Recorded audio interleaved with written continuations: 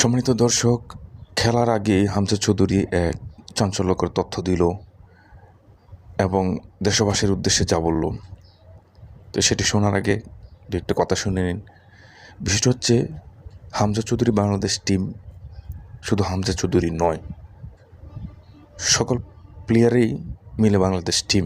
তবে হ্যাঁ, হামজা চৌধুরীকে অবশ্যই গুরুত্ব দিতে হবে। যেমন আর্জেন্টিনার মধ্যে মেসিকে সবচেয়ে বেশি গুরুত্ব দেওয়া হয়। সমস্ত প্লেয়ার মেসি কেন্দ্রিক খেলাধুলা করে এবং মেসিকে গুরুত্ব দিয়ে থাকে, মেসির বিভিন্ন দিক লক্ষ্য রাখে।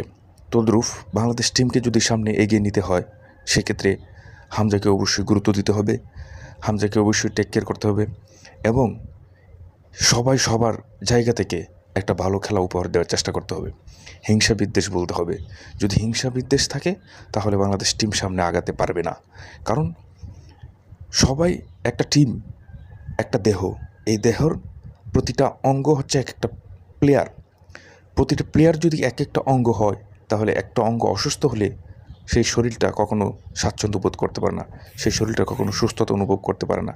তাই প্রতিটা মানুষের, প্রতিটা প্লেয়ারের উচিত হবে সবাই সবার সাথে আন্ডারস্ট্যান্ডিং, একটা ভালো বন্ডিং করে খেলার জন্যে এবং সবাই সবার সাথে ম্যাচিং হয়ে খেলাধুলা করা।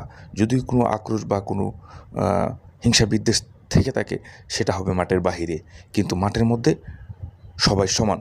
যেটা সাহিত্যের খেলায় প্রমোদ চৌধুরীর সেই গল্পের মধ্যে বলা হয়েছিল, সাহিত্যের খেলা সেই প্রমোদ চৌধুরীর গল্প, যেখানে যে খেলার মাঠে কোনো হিংসা বিদ্বেষ বা চিন্তা টেনশন কোনো কিছু থাকে না, সেটা থাকে একদম আনন্দের সাথে।